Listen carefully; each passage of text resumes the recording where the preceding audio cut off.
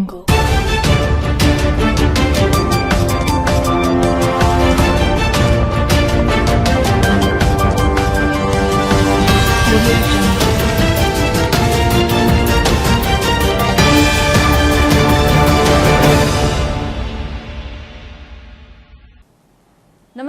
శ్వేత news కి స్వాగతం.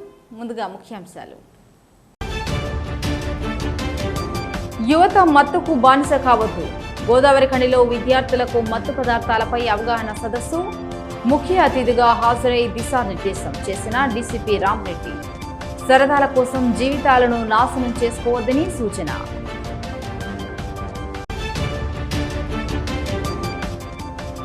Voter జాబితాను ప్రక్షాళన చేయడమే సర్ లక్ష్యం. కరీంనగర్లో మీడియాతో deputy mayor Sunil Rao. Bogus ఓట్లను తొలగించి అర్హులైన ప్రతి ఒక్కరికి ఓటు హక్కు కల్పించడమే ప్రభుత్వ లక్ష్యమని వెల్లడి.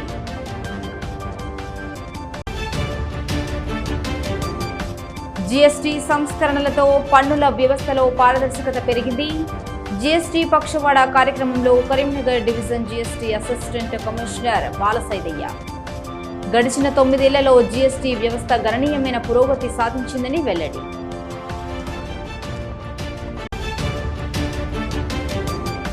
పోలీసులు ఇంటికి రావడాన్ని అవమానంగా భావించి ఆత్మహత్యకు యత్నించిన బీఆర్ఎస్ నేత. కరీంనగర్ ఆసుపత్రిలో చికిత్స అందిస్తున్న బంధువులు పరిస్థితి విషమంగా ఉన్నట్టు సమాచారం. యువత మత్తు పదార్థాలకు దూరంగా ఉండాలని, డ్రగ్స్ కు బానిసలుగా మారి జీవితాలను నాశనం చేసుకోవద్దని పెద్దపల్లి డీసీపీ రామ్రెడ్డి విద్యార్థులకు సూచించారు. పెద్దపల్లి జిల్లా గోదావరి ఖండిలో ప్రభుత్వ, ప్రైవేట్ జూనియర్ కళాశాల విద్యార్థులకు వన్ టౌన్ సిఐ ఇంద్రసేనారెడ్డి ఆధ్వర్యంలో గంజాయి, మత్తు పదార్థాలపై అవగాహన సదస్సు నిర్వహించారు. కార్యక్రమంలో Peddapalli DCP Ram Reddy, ACP Ramesh, SHE Team అధికారులు పాల్గొని సోషల్ మీడియా వాడకంతో పాటు మత్తు పదార్థాల వినియోగం ద్వారా కలిగే నష్టాలను విద్యార్థులకు వివరించారు.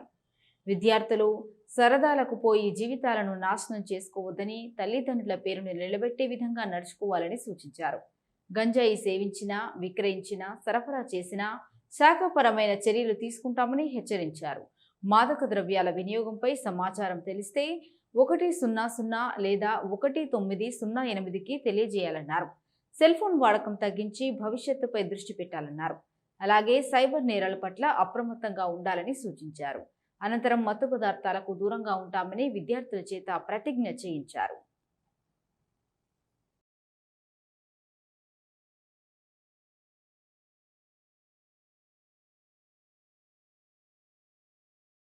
మన తెలంగాణ రాష్ట్ర ప్రభుత్వం ప్రతిష్టాత్మకంగా చేపట్టినటువంటి ఈ డ్రగ్స్ రహిత తెలంగాణను మన గౌరవ ముఖ్యమంత్రి గారు శ్రీ రేవంత్ రెడ్డి గారు ఒక ఈగల్ ఫోర్స్ను స్థాపించి, ఒక రిటైర్డ్ డీజీపీ గారిని ప్రత్యేకంగా ఈ డ్రగ్స్ రహిత తెలంగాణను ఏర్పాటు చేయడానికి ఎంతో కృషి చేస్తున్నారు.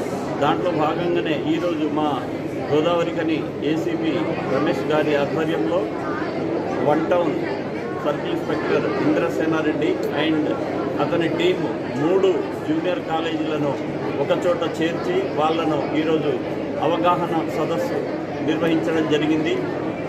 ముఖ్యంగా గోదావరిఖని ప్రజలకు మేము చేసే రిక్వెస్ట్ ఏంటంటే, ఎవ్వరు కూడా డ్రగ్స్ను తీసుకున్నా లేదా వేరే వాళ్ళు పక్కన వాళ్ళు తీసుకుంటున్నా కానీ దాని ఇన్ఫర్మేషన్ ఇమ్మీడియట్గా 100 కానీ లేదా 1908కి ఇన్ఫామ్ చేసి మన తెలంగాణను మనం అందరం చేయూతనిచ్చి డ్రగ్స్ రహిత తెలంగాణ చేసే దాంట్లో అందరూ భాగస్వాములు అవుదామని కోరుకుంటూ ఓటరు జాబితాను ప్రక్షాళన చేసి పకడ్బందీ ఓటర్ల జాబితాను తయారు చేయడమే ఎస్ఐఆర్ సర్ ముఖ్య ఉద్దేశమన్నారు రాష్ట్ర బీజేపీ అధికార ప్రతినిధి కరీంనగర్ డిప్యూటీ మేయర్ సునీల్ రావు.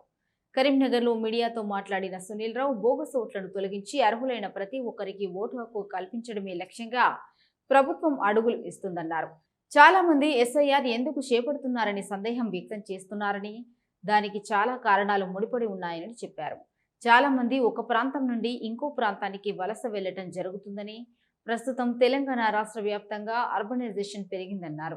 గ్రామీణ ప్రాంతాల కంటే ప్రజలు పట్టణ ప్రాంతాల్లో నివసించడం జరుగుతుందని, ఉమ్మడి కరీంనగర్ జిల్లా వ్యాప్తంగా అన్ని నియోజకవర్గాల ప్రజలు కరీంనగర్ పట్టణంలో నివసిస్తున్నారన్నారు. ఇలాంటి పరిస్థితుల్లో ఒక్కొక్కరికి 2 చోట్ల ఓటు కలిగి ఉండడం, చాలా కాలంగా చనిపోయిన వ్యక్తుల యొక్క ఓటు అలాగే ఉండటం, ఓటర్ రిజిస్ట్రేషన్లు అధికంగా చేసుకోవడం, అర్హత లేని ఓటర్లను జాబితాలో ఉండడం లాంటి పలు కారణాల రీత్యా ఎస్ఐఆర్ ప్రక్రియ చాలా అవసరమని తెలిపారు. ఇలాంటి బోగస్ ఓట్లను సరిదిద్దడానికి, ఓటర్ జాబితాను శుద్ధి చేయడానికే ప్రభుత్వం ఇంటింటి సర్వే చేపట్టిందని తెలిపారు.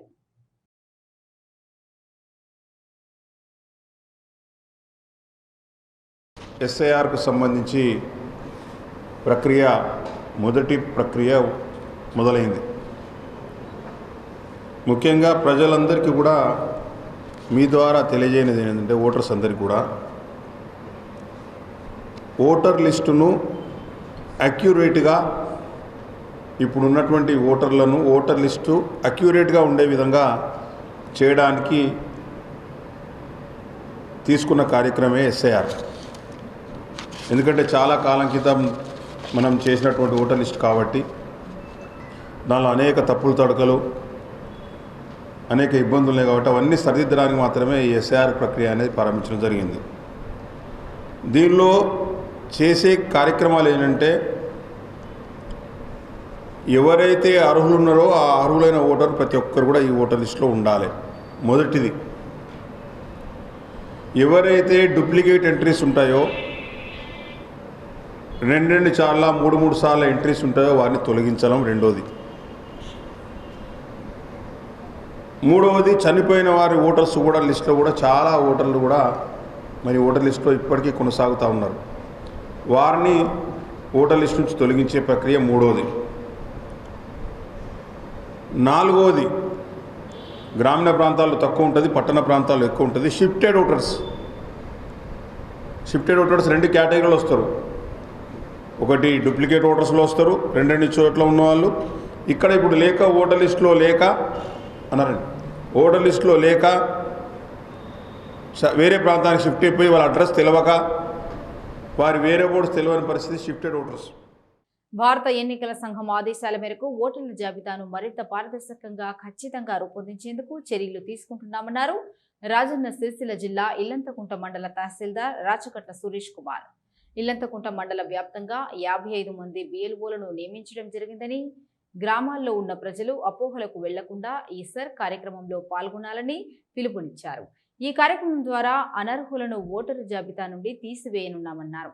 ఒక్కొక్కరికి 2 అర్జీ ఫామ్లు ఇవ్వటం జరుగుతుందని, వాటిని పూర్తి చేసి మీ బిఎల్ఓలకు ఇవ్వాలన్నారు. కొత్తగా ఓటరు కావాలనుకునే వారు కూడా 18 సంవత్సరాలు నిండిన వారు బిఎల్ఓ దగ్గర దరఖాస్తు చేసుకోవాలని సూచించారు.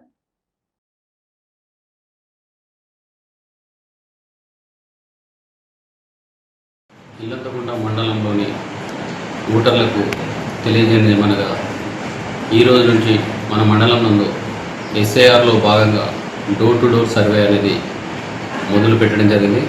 సమస్త బిఎల్ఓలకు మన మండలంలో ఉన్నటువంటి మొత్తం 58 మంది బిఎల్ఓలు వారి పోలింగ్ బూత్లో ఈరోజు డోర్ టు డోర్ సర్వే అనేది స్టార్ట్ చేయడం జరిగింది.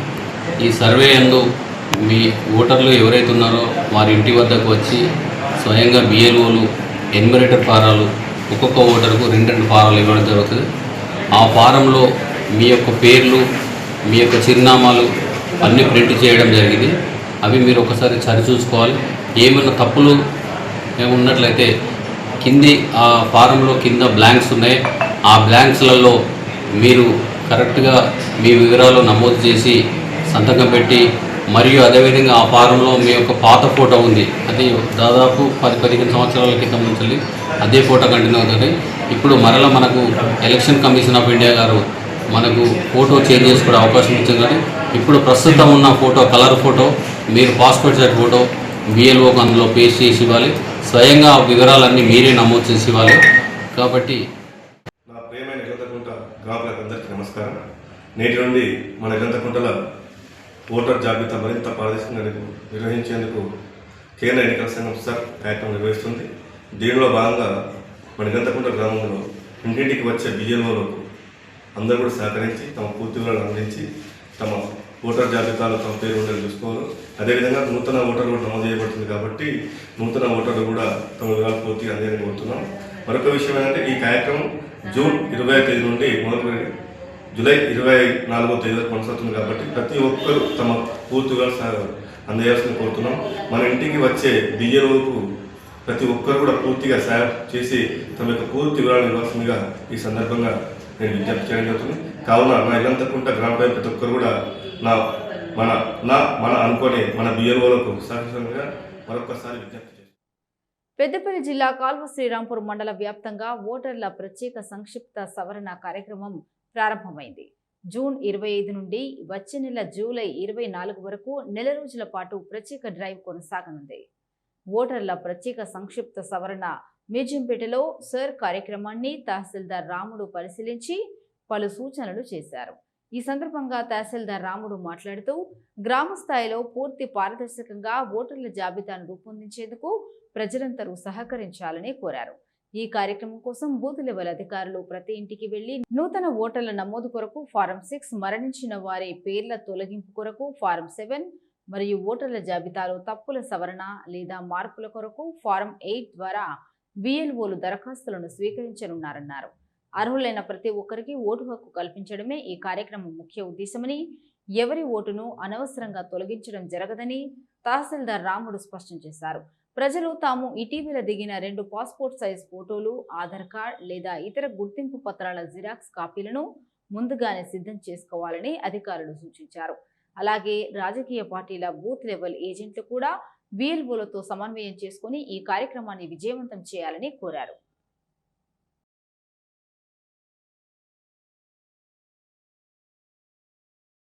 శ్రీరాంపూర్ మండలంలో ఉన్నటువంటి సమస్త ఓటర్లందరికీ ఒక విజ్ఞప్తి. భారత ఎన్నికల సంఘం ఆదేశాల అనుసారం తెలంగాణ రాష్ట్ర వ్యాప్తంగా ఓటరు జాబితా ప్రత్యేక సమగ్ర సవరణ కార్యక్రమం ఈ రోజు నుంచి ప్రారంభమై వచ్చే నెల 24వ తారీఖు వరకు జరగబడుతుంది. కాబట్టి మన పెద్దపల్లి జిల్లాలో కూడా గౌరవ జిల్లా కలెక్టరు మరియు జిల్లా ఎన్నికల అధికారి గారు మరియు ఎలక్టోరల్ రిజిస్ట్రేషన్ అధికారి మరియు ఆర్టీఓ పెద్దపల్లి గారి ఆదేశాల అనుక్రమం శ్రీరాంపూర్ మండలంలో బిఎల్ఓలు మీ సంబంధిత ఇళ్లకు వచ్చి మీ దగ్గర ఉన్న వివరాలను తీసుకొని ఎన్యూమరేటర్ ఫామ్స్ ఇవ్వడం జరుగుతున్నది. కాబట్టి మీరు మీ దగ్గర ఉన్నటువంటి వివరాలను మీ దగ్గరికి వచ్చినటువంటి బిఎల్ఓలతో సమర్పించి మీ ఓటును సరిచూసుకోగలరు. మరియు అన్ని రాజకీయ పార్టీలు బూత్ లెవెల్ ఏజెంట్లను నియమించినారు.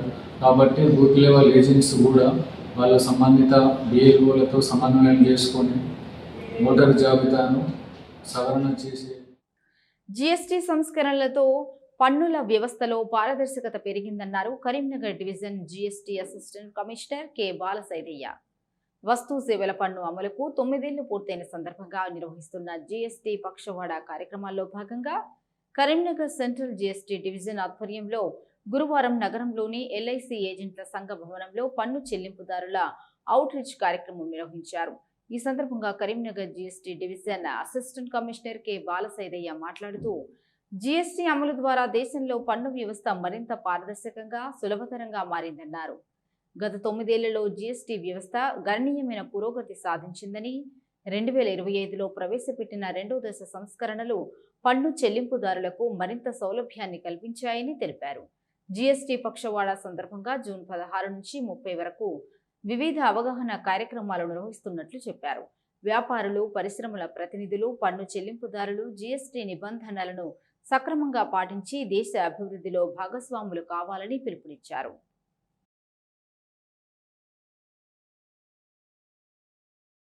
The entire nation is celebrating GST Pakwada from 16th June 2026 to 30th June 2026, celebrating up to the 1st July 2017, significance of completion of 9 years launching GST in India. For the past 9 years, so many changes have been implemented by the CBIC GST Council in India, and during the last year 2025 effective from 22nd September 2025, a significant change was brought by GST Council launching GST 2.0 reforms. The major change brought under these reforms is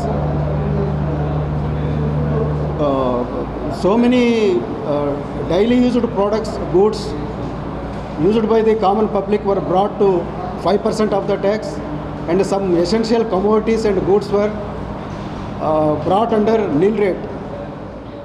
Importantly, పోలీసులు తనను arrest చేసేందుకు ఇంటికి రావటాన్ని భరించలేని ఓ BRS నాయకుడు అవమాన భారంతో పురుగుల మందు తాగి ఆత్మహత్య యత్నానికి ఒడిగట్టాడు. ఘటనకు సంబంధించి బంధువుల కథనం మేరకు పెద్దపల్లి మండలం నిట్టూరు గ్రామానికి చెందిన బీఆర్ఎస్ నేత కల్లెపు సంపత్రావు కూతురు కాపురంలో కలహాలు కొనసాగుతున్నాయి. దీంతో కూతురుకు విడాకులు ఇప్పించేందుకు యత్నిస్తున్నారు. అయితే పోలీసులు సంపత్రావుపై భూముల పంచాయతీ కేసు పెట్టి సంపత్రావును అరెస్టు చేసేందుకు అతని ఇంటికి వచ్చారు. విడాకుల కేసును భూముల పంచాయతీ కేసుగా మార్చడంతో పాటు తనను అరెస్టు చేయడానికి పోలీసులు ఇంటికి రావడాన్ని సంపత్రావు జీర్ణించుకోలేకపోయాడు. పోలీసులు రావడాన్ని అవమానంగా భావించి పురుగుల మందు తాగి ఆత్మహత్యకు యత్నించాడు. ఇది గమనించిన కుటుంబ సభ్యులు వెంటనే పెద్దపల్లి హాస్పిటల్కు తరలించగా ప్రథమ చికిత్స చేసిన అక్కడి వైద్యులు మెరుగైన వైద్యం కోసం కరీంనగర్కు తరలించారు. ప్రస్తుతం సంపత్రావు పరిస్థితి విషమంగా ఉన్నట్లు సమాచారం.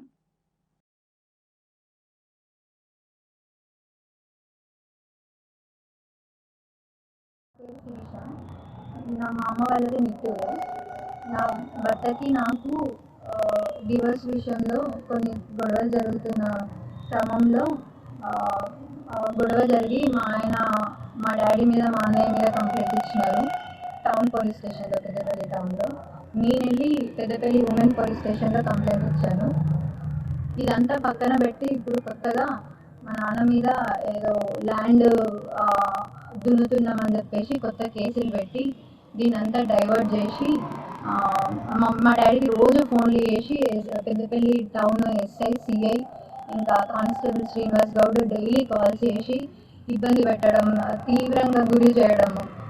రోజు రా, మేము డీల్ చేస్తాం, నువ్వు కోర్టు పోవాల్సిన అవసరం ఏంది అని అనడం. మేము కోర్టుకి వెళ్ళే తెలుసుకుంటాం, మాకు ఇక్కడ న్యాయం జరగదని అనిపిస్తుంది అని. మేము కోర్టుకి వెళ్దామంటే నువ్వు కోర్టుకి ఎందుకు వెళ్తావు, నేను చెప్పింది నేను అని చెప్పేసి ఇట్లా అంటే మా డాడీ కొంచెం ఖండించి నేను కోర్టులోనే చూసుకుంటా అన్న తర్వాత ఇలా ల్యాండ్ అని చెప్పేసి ఇంకొక కొత్త కేసుని క్రియేట్ చేసి నిన్న మా డాడీ ఒక ఫంక్షన్కి వెళ్తే ఆ ఫంక్షన్ దగ్గరికి కూడా కానిస్టేబుల్ వెళ్ళి ఇబ్బంది పెట్టి అందరిలో తీవ్రంగా మనస్తాపం చెందేలాగా చేశారు. అలా అయిన తర్వాత మా డాడీ ఇంటికి వచ్చి మందు తాగి సూసైడ్ చేసుకున్నారు. ఇప్పుడు హాస్పిటల్లో క్రిటికల్ సిచ్యువేషన్లో ఉన్నారు. ఇది జరిగింది. దీని అంతటికీ కారణం కేవలం Peddapalli town SI, CI Srinivas Goud constable. Peddapalli మండలం పాలితం గ్రామానికి చెందిన యువకుడు కరీంనగర్లో హత్యకు గురయ్యాడు. దొంగతుర్తికి చెందిన మిత్రులు జన్మదిన వేడుకలకు బలవంతంగా పిలిచి మద్యం తాగించి హత్య చేశారని కుటుంబ సభ్యులు ఆరోపిస్తున్నారు. నిందితులపై చర్యలు తీసుకోవాలని డిమాండ్ చేశారు. పెద్దపల్లి మండలం పాలితం గ్రామానికి చెందిన దురిశెట్టి అఖిల్ కరీంనగర్లో దారుణ హత్యకు గురయ్యాడు. దొంగతుర్తి గ్రామానికి చెందిన మిత్రులు జన్మదిన వేడుకలకు హాజరు కావాలని పదే పదే ఫోన్ చేసి బలవంతం చేశారు. దీంతో అఖిల్ కరీంనగర్లోని ఓ రిసార్ట్కి వెళ్లాడు. అక్కడ మద్యం తాగించి కావాలనే హత్య చేశారని కుటుంబ సభ్యులు ఆరోపిస్తున్నారు. దొంగతుర్తికి చెందిన ఎలిగేటి అరవింద్, ముక్కెర అంజీ అనే ఇద్దరిపై అనుమానం వ్యక్తం చేస్తున్నారు. నిందితులపై చట్టపరమైన చర్యలు తీసుకుని తమకు న్యాయం చేయాలని బాధిత కుటుంబం డిమాండ్ చేస్తోంది. పోలీసులు కేసు నమోదు చేసి దర్యాప్తు ప్రారంభించారు.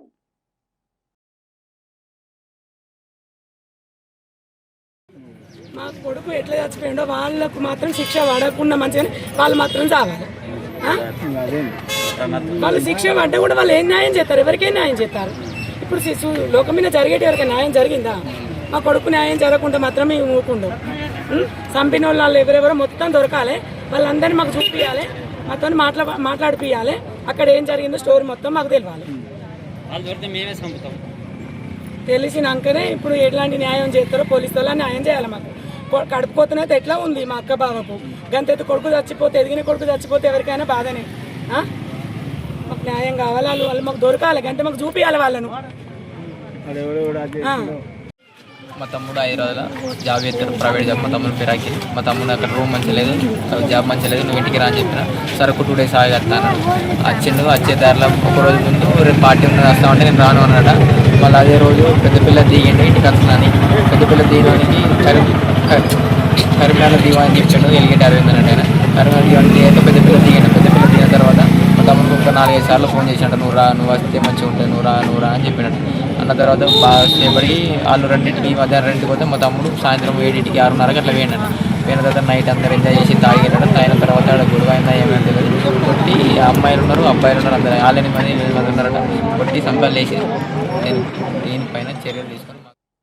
మత్తు పదార్థాలపై అవగాహన కల్పించేందుకు కరీంనగర్ ఆసరా ఫౌండేషన్ నడుం బిగించింది. ఇందులో భాగంగా ఆసరా ఫౌండేషన్ ఆధ్వర్యంలో అంతర్జాతీయ మత్తు పదార్థాల దుర్వినియోగం మరియు అక్రమ రవాణాకు వ్యతిరేక దినోత్సవం పురస్కరించుకుని అవగాహన పోస్టర్ ఆవిష్కరణ కార్యక్రమాన్ని చేపట్టారు. ఈ కార్యక్రమానికి మేయర్ కొలగాని శ్రీనివాస్ ముఖ్య అతిథిగా హాజరై ఆవిష్కరించారు. యువత ఉన్నత లక్ష్యాలను సాధించుటకు మత్తు పదార్థాలు అవరోధమన్నారు. మేయర్ కొలగాని మంచి స్నేహితులను ఎంచుకొని ఆరోగ్యవంతమైన జీవితంతో అనుకున్న లక్ష్యాలను సాధించవచ్చన్నారు. ప్రతి ఒక్కరూ మత్తు పదార్థాల వల్ల జరిగే తీవ్రమైన అనర్థాల గురించి అవగాహన కలిగి సమాజాన్ని చైతన్యపరచాలన్నారు.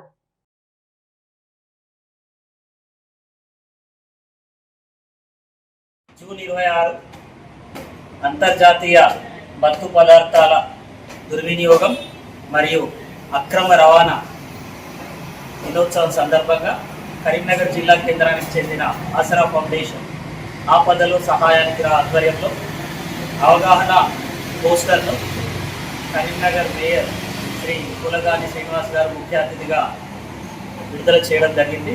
ప్రజలందరూ మత్తు పదార్థాల పట్ల అప్రమత్తంగా కలిగి ఉండాలని, యువత ముఖ్యంగా మంచి లక్ష్యాలతో ఉన్నత విలువలతో కుటుంబ విలువలను పాటిస్తూ వారి భవిష్యత్తును భద్రంగా ఉంచుకోవాలని కోరడమైనది. So say no to drugs. Jagtial జిల్లా మల్యాల మండలం నూకపల్లి గ్రామం పునరుత్పాదక ఇంధన రంగంలో ఆదర్శంగా నిలుస్తోంది. గ్రామంలోని ప్రతి ఇంటికి పూర్తిగా ఉచితంగా 2 కిలోవాట్ల సామర్థ్యం గల సోలార్ ప్లాంట్లు ఏర్పాటు కోసం కృషి చేసిన చొప్పదండి ఎమ్మెల్యే మేడిపల్లి సత్యం కృతజ్ఞతలు తెలియజేస్తూ ఎమ్మెల్యే సత్యం చిత్రపటంకు నాయకులు, గ్రామ ప్రజలు పాలాభిషేకం చేశారు.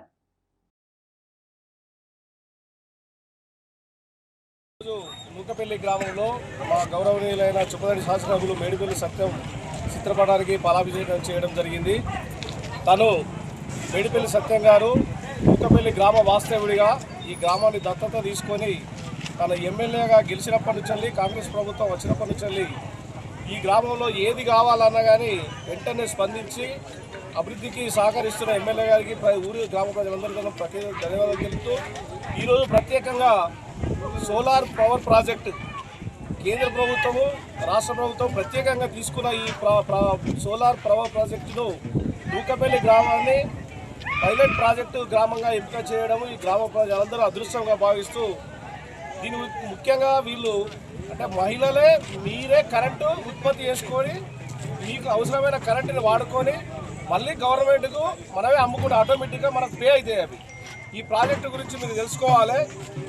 ప్రతి ఒక్కరికి ఇప్పుడు కరెంటు మీటర్తో సంబంధం లేకుండా సోలార్తోనే కరెంటు మీ ఇంట్లో మనకే తయారవుతుంది కరెంటు.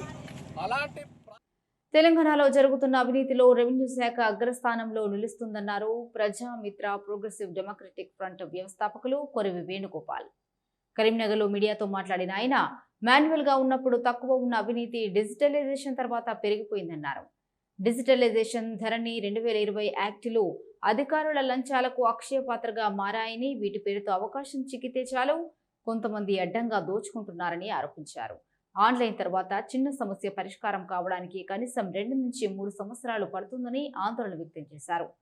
బీఆర్ఎస్ పాలన మాట పక్కన పెడితే కాంగ్రెస్ పాలనలో కూడా రెవెన్యూ శాఖలో మార్పు రాలేదని, కింది స్థాయిలో జరుగుతున్న అవినీతి కలెక్టర్లకు తెలియడం లేదా అంటూ ప్రశ్నించారు. ఇంత జరుగుతున్న రెవెన్యూ శాఖ మంత్రి ఏం చేస్తున్నారని ప్రశ్నించారు. ఇప్పటికైనా పాలకులు స్పందించి ప్రజలు తిరగబడక ముందే భూభారతిలోని లోపాలను సవరించాలని కోరారు.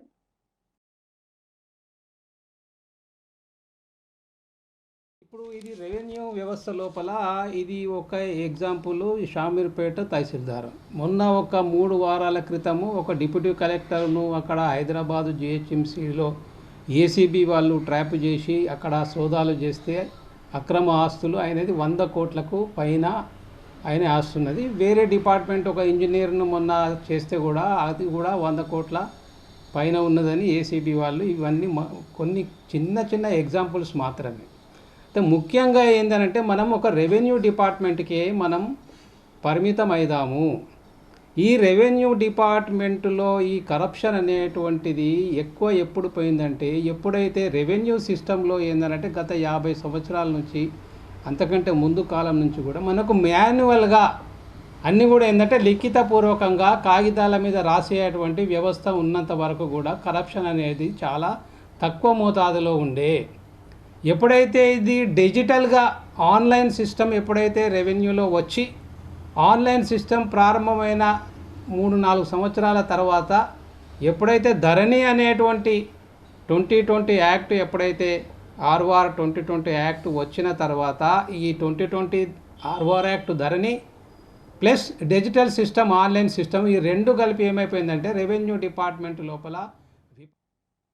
కరీంనగర్ ఏఎంసీ చైర్మన్, కరీంనగర్ 11వ డివిజన్ కార్పొరేటర్ ఆకుల నర్మదా నర్సన్న దంపతులు పుణ్యక్షేత్రాలను సందర్శించారు. స్వామివారులను దర్శించుకుని ప్రత్యేక పూజలు నిర్వహించారు. తొలుత వేములవాడ శ్రీ రాజరాజేశ్వర స్వామి వారిని దర్శించుకున్న నర్సన్న దంపతులు కోడెముక్కు చెల్లించుకున్నారు. అనంతరం వేద ఆశీర్వచనం మండపంలో వేద పండితులు నర్సన్న దంపతులకు వేద ఆశీర్వచనం అందించి శుభాశిస్సులు తెలిపారు. దేవస్థానం అధికారులు స్వామివారి తీర్థప్రసాదాలు అందజేసి ఆలయ మర్యాదలతో సత్కరించారు. తదుపరి బద్దిపోచమ్మ ఆలయాన్ని సందర్శించిన నర్సన్న దంపతులు అమ్మవారికి ప్రత్యేక పూజలు నిర్వహించి ఆశీస్సులు పొందారు. అనంతరం కొండగట్టు పుణ్యక్షేత్రానికి చేరుకుని శ్రీ ఆంజనేయ స్వామి వారిని దర్శించుకుని ప్రత్యేక పూజలు నిర్వహించారు. వేద పండితులు ఆశీర్వాదం అందించగా ఆలయ అధికారులు తీర్థప్రసాదాలు అందజేసి సత్కరించారు. ఈ సందర్భంగా ఆకుల నరసన్న మాట్లాడుతూ వేములవాడ శ్రీ రాజరాజేశ్వర స్వామి, కొండగట్టు శ్రీ ఆంజనేయ స్వామి దర్శనం ఎంతో ఆధ్యాత్మిక అనుభూతిని కలిగించిందని తెలిపారు. రాష్ట్ర ప్రజలందరూ ముఖ్యంగా కరీంనగర్ ప్రజలు 11వ వార్డు ప్రజలు సుఖశాంతులు, ఆయురారోగ్యాలు, ఐశ్వర్యాలతో వర్ధిల్లాలని ప్రార్థించినట్లు చెప్పారు. రైతులు సమృద్ధిగా పంటలు పండించి ప్రతి కుటుంబం సంతోషంగా జీవించాలని, రాష్ట్రంలో సుభిక్షం నెలకొనాలని ప్రత్యేకంగా ప్రార్థించినట్లు పేర్కొన్నారు. రాజకీయంగా తనను దెబ్బతీయాలని పని కట్టుకుని కొందరు వ్యక్తులు చూస్తున్నారని తిమ్మాపూర్ మండలం వచ్చనూరు గ్రామ సర్పంచ్ బిల్లా సంతోష్ ఆరోపించారు. 2 రోజుల కిందట అక్రమ రిజిస్ట్రేషన్ చేసిన పంచాయతీ సెక్రటరీ మరియు సర్పంచ్పై చర్యలు తీసుకోవాలని ఓ పత్రికలో ప్రచురితమైంది. అందులో ఎలాంటి వాస్తవం లేదని సర్పంచ్ బిల్లా సంతోష్ కొట్టిపారేశారు. గ్రామ పంచాయతీలకు సంబంధించిన రిజిస్ట్రేషన్స్ అన్నీ కూడా సబ్ రిజిస్ట్రార్ కార్యాలయంలో జరుగుతాయని, దీనికి గ్రామ పంచాయతీకి ఎలాంటి సంబంధం లేదన్నారు. గ్రామానికి చెందిన 2-21 నెంబర్ కల ఇల్లు కొత్తగట్టు రాజయ్య తండ్రి నర్సయ్య 2023 సంవత్సరంలో సబ్ రిజిస్ట్రార్ ఆఫీసులో గుడిసె మల్లికార్జున్ పేరు మీదుగా రిజిస్ట్రేషన్ జరిగిందన్నారు. 2025 సంవత్సరంలో గుడిసె మల్లికార్జున్ అనే వ్యక్తి పైన తెలిపిన డాక్యుమెంట్ వేరే వ్యక్తికి రిజిస్ట్రేషన్ చేశారన్నారు. ఇలా రిజిస్ట్రేషన్ చేసిన ఏ డాక్యుమెంట్ అయినా గ్రామ పంచాయతీ ప్రమేయం లేకుండా మ్యూటేషన్ అయ్యి పంచాయతీ రికార్డుల్లో కనిపిస్తుందన్నారు. దీనికి గ్రామ పంచాయతీ పాలక వర్గానికి, సెక్రటరీకి ఎలాంటి సంబంధం లేదని, కావాలనే కొంతమంది తనపై బురద జల్లి రాజకీయంగా దెబ్బతీయాలని దుష్ప్రచారాలు చేస్తున్నారని ఆరోపించారు. దీనిపై ఉన్నతాధికారులు సమగ్ర విచారణ జరిపి చట్టపరమైన చర్యలు తీసుకోవాలని బిల్లా సంతోష్ కుమార్ డిమాండ్ చేశారు. తిమ్మాపూర్ మండలం వచ్చనూరు గ్రామ సర్పంచ్ని నాపై గ్రామానికి చెందిన కొంతమంది వ్యక్తులు కుట్ర చేస్తూ అసత్య ప్రచారం చేస్తున్నారు. ఇందులో ఎలాంటి వాస్తవం లేదు. నాపై ప్రజావాణిలో ఇచ్చిన ఫిర్యాదులో ఎలాంటి వాస్తవం లేదు. ఇల్లు రిజిస్ట్రేషన్ విషయం గత ప్రభుత్వ హయాంలో జరిగింది. ఇందులో నేను కానీ సెక్రటరీ కానీ చేసింది ఏమీ లేదు. అధికార పార్టీ కావడంతో నా ప్రతిష్టపై బురద జల్లే ప్రయత్నం చేస్తున్నారు. ఇప్పటికైనా అధికారులు స్పందించి నిజాలను బయటకు తీసి నాపై దుష్ప్రచారం చేస్తున్న వారిపై కఠిన చర్యలు తీసుకోవాలని డిమాండ్ చేస్తున్నాను. ముఖ్యాంశాలు మరొకసారి. యువత మత్తుకు బానిస కావద్దు. గోదావరి ఖండిలో విద్యార్థులకు మత్తు పదార్థాలపై అవగాహన సదస్సు. ముఖ్య అతిథిగా హాజరై దిశానిర్దేశం చేసిన డీసీపీ రామ్రెడ్డి. సరదాల కోసం జీవితాలను నాశనం చేసుకోవద్దని సూచన.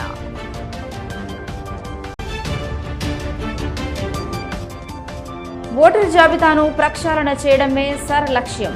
కరీంనగర్లో మీడియాతో deputy mayor Sunil Rao. Bogus ఓట్లను తొలగించి అర్హులైన ప్రతి ఒక్కరికి ఓటు హక్కు కల్పించడమే ప్రభుత్వ లక్ష్యమని వెల్లడి.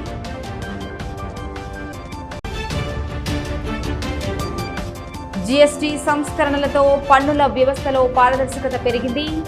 జీఎస్టీ పక్షవాడ కార్యక్రమంలో Karimnagar division GST assistant commissioner Balasaidaiah. గడిచిన 9 ఏళ్లలో జీఎస్టీ వ్యవస్థ గణనీయమైన పురోగతి సాధించిందని వెల్లడి.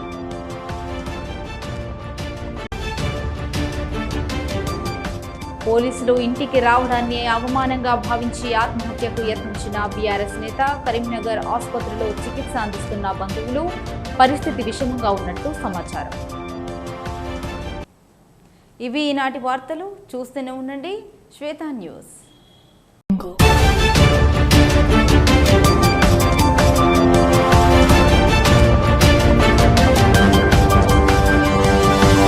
Thank you.